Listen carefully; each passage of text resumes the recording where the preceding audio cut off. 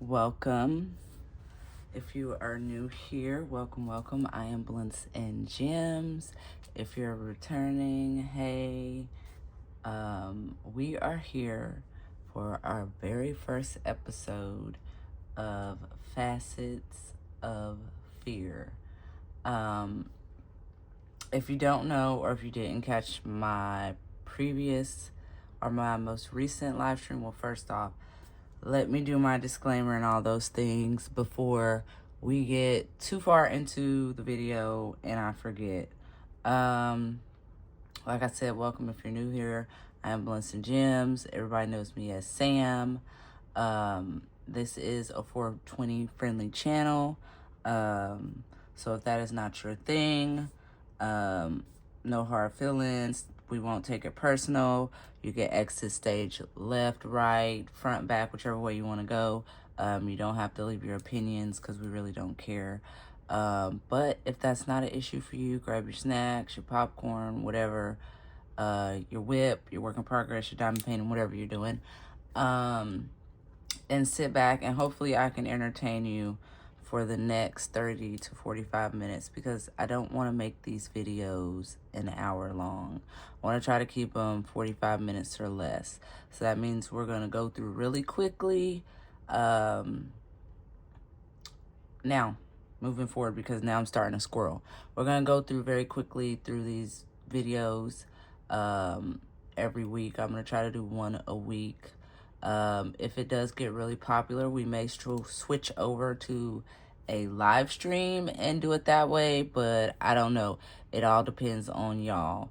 But like I was saying before I squirreled off and started talking about something completely different, in my previous live stream, I brought up that I wanted to try to bring something different to the whips and chats that we do over here on the YouTube because I'm not gonna lie, and I'm speaking about myself and not just, you know, singling anybody out or singling a particular person or group, but as a content creator over here, our whipping chats get boring. They get very predictable. They're always about what's going on in my life, what happened this week or month. It's never anything exciting for me. I'm gonna speak for myself. I'm not gonna speak for the community, but speaking for myself, even my videos got repetitive and I felt like we're a drag, we're boring, they were hard. It was hard to figure out something different every week. So this is my idea after being ghost for however long. This is my idea, so we're gonna go with it.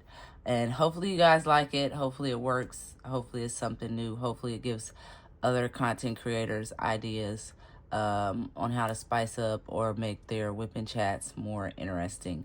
Now, a little bit about Facets of Fear. Every week there will be a different story. It will either be a true story or it will be completely fictional. Since we're starting out with this as a video, at the end of the video, I will tell y'all if this story is based on a true story or if it's completely fictional. And if you believe in the comments before you get to the end of the video that you know if this story is true or you know it's a completely fictional story, you can put in the comments whatever you believe. But by the end of this video or at the end of it, I will let you know if it's fact or fictional, and if I have a picture or any other information like that, it will be posted at the end of the video. So we're gonna go ahead and we're gonna do what whip I'm working on, what putty I'm using, and blah blah blah, because like I said, I want to try to keep this 45 minutes or less, and it looks like we're probably about 5 minutes in, so we're making good timing. A few things I'm using, because I'm assuming this is an older kit. It is before DAC started perforating their canvases. This one is called Love You No Matter What. This is by Lori Stein. Sorry, Lori Stein, my bad. It is a round drill. It is 28 colors, 2 ABs, No other special drills. It was 22 by 7 centimeters by 25.8 centimeters. So it's considered a snack size if you're if you're a veteran, or if you're a newbie, it's considered a smaller kid. It's not what I usually do if you're new here. But this is what was on the light board today, so that's what we're gonna work on. Tweezers, DAC, if you see the tweezers, pins, Bistro Blanks, Sassy Ashley Creations, Donna Bass, Tray, Firefly, and it's old. I've had it for years.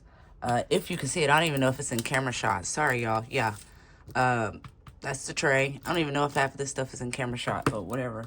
If you know me, you know I squirrel and I don't do shit right. And I curse a little, so it's not going to be PG-13 over here. Cover minder, Patsy Putty. Over here on my little wheel of extras, my putties that I'm using range all the way from Putty Crocker to Patsy Putty to, I think that's all I got in here. Nope. Black Dahlia Diamond Artist in here as well. So those are the putties that I switch up between. And glue dots, of course, in my single placer only. Washi tape. This is the washi tape that I am using right now. It was a Chris birthday gift from my girls, my admin and mod team. Shout out to them. I love y'all faces. Love y'all to death. But that is what I'm using. We're going to get started. I'm going to give y'all the story. I will give y'all the name. Towards the end, I will, like I said, I'll let y'all know if it is fact or fictional. But this story is called The Glitter Beneath the Floorboards. And disclaimer, I will let you know that I got these stories from ChatGPT. So I'm not out here doing no hard work searching and looking up stories and playing detective. That's for us to do together. So I took the easy route, but if you know me, you know I'm not about to do a whole lot of work. I'm gonna get it done, and I'm gonna try to do it the easiest way possible. Work smarter, not harder. But that's the name of the story, The Glitter Beneath the Floorboards. I'm not gonna say all this little cheesy stuff that ChatGPT told me to put in the beginning. Maybe next episode we'll do that. I'm not gonna do that right now because it just sounds corny. But starting off, we're gonna call this part The Ordinary Neighbor. In North London, 1983, police responded to what they thought was a routine plumbing issue. The residents of 23 Cranley Gardens were complaining. Drains were clogged with what looked like chunks of meat. You heard me, chunks of meat, honey. Yes. And trigger warning. I forgot. My bad. Trigger warning. There will be some things in this story, discussed in this story, that is probably not good for children. So don't be letting your babies listen. Put some headphones on. There ain't nothing but $1 at the Dollar Tree, honey. Okay, moving on. But this wasn't meat. It was human remains. Excuse me. When investigators traced the blockage to one apartment, the door opened to a calm, polite man named Dennis Nilsen, a former police officer, social worker, and musician. He offered them tea. Y'all, is y'all still with me here? Is we listening? It's saying that he don't give off cuckoo ka-choo-choo. And that's my word for calling somebody a nut job. Y'all will hear me say it a lot. Shout out to the true crimerer. I think that's his name over here on YouTube and on TikTok. But when he calls them crazy, he uses cuckoo ka-choo. And it definitely sounds like this man is cuckoo ka-choo. He just don't look like it. Moving on to the second part of the story here. Inside his small flat, detectives found evidence of at least 12 dismembered victims. 12. Well, I told you. Definitely cuckoo. Young men who'd gone missing from local pubs and bus stations.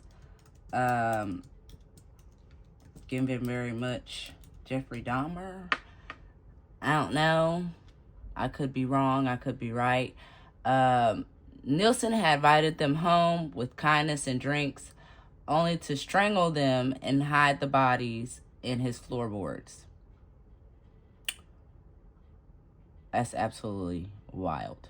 Over the years, as decomposition made hiding impossible, he'd burn the remains in the garden. When he moved to a new flat with no access to a yard, he started flushing them down the damn drain. And I put in damn, okay? That's an added word. That wasn't in there.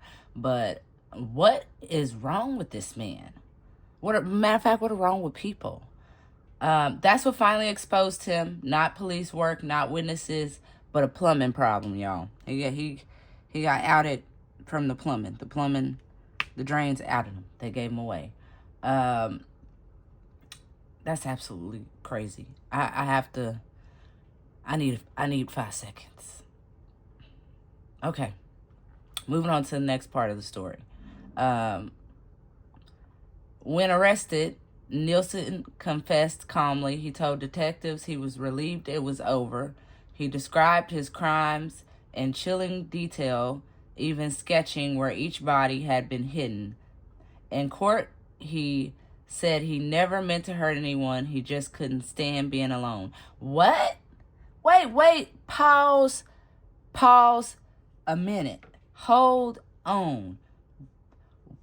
This is where my common sense and my thought juices, they start working, and they say, what does strangling young men and dismembering their bodies have to do with you not wanting to be alone? Man, if you crazy, just say you crazy. Okay, whatever. Let's move on, because I'm not a psychiatrist. Okay? I'm not a psychiatrist. I'm not a psychologist. I'm at a loss, y'all. I don't know what to say. It's a strange contrast. Loneliness turned into horror.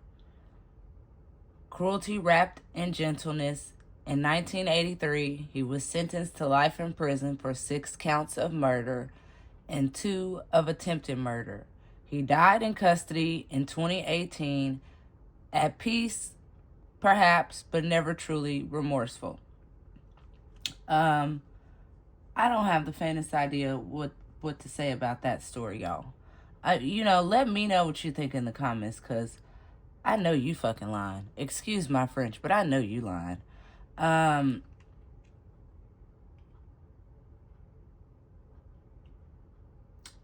can't help but think how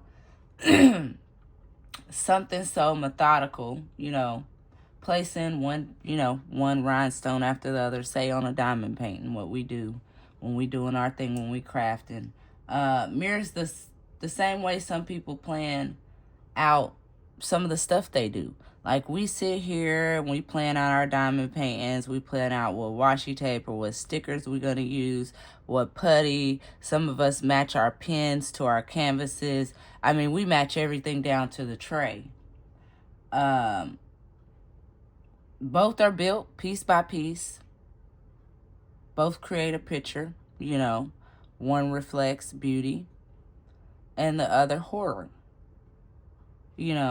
Think about that. Let that marinate on your brain,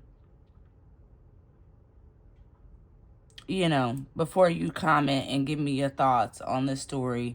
If you got any ideas on a story you think I should do next, you could drop it in the comments, or you could reach out to me on any of the socials. All of y'all know where to find me. I'll put it down in the description box below. Thank y'all for joining me for our first episode of Facets of Fear. Hopefully I can keep this up in a timely fashion. And we'll be back here again next week.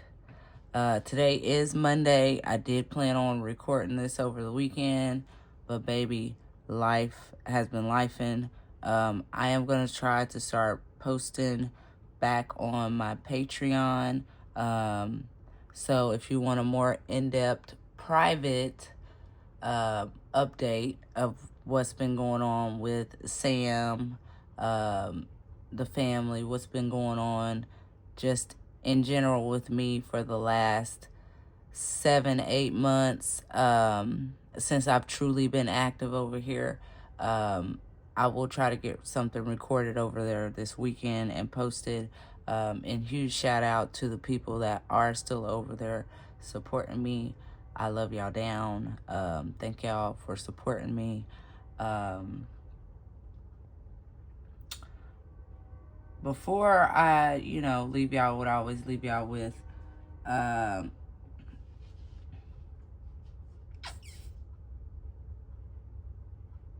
if you did watch all the way to the end, I don't know why I had a brain fart there, y'all.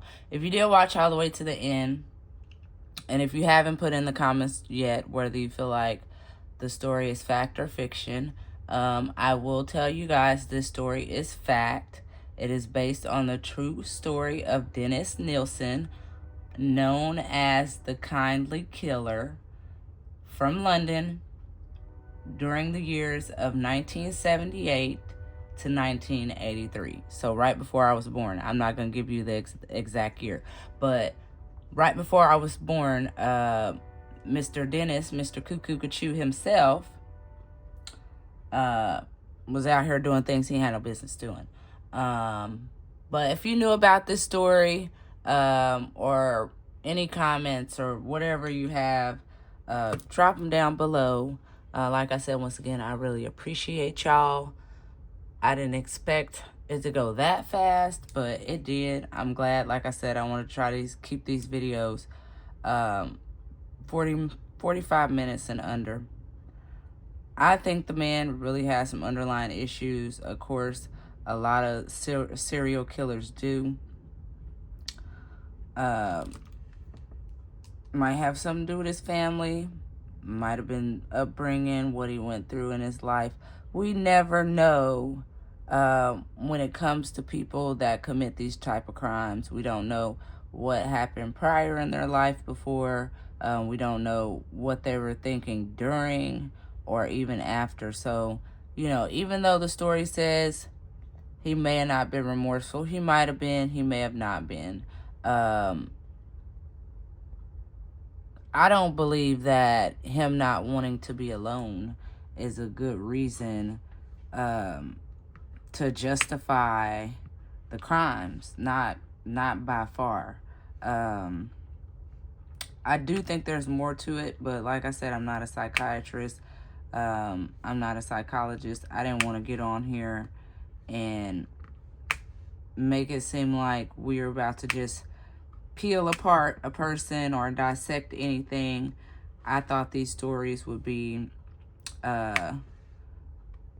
entertaining to bring to the whipping chats. Like I said, something just to spice it up.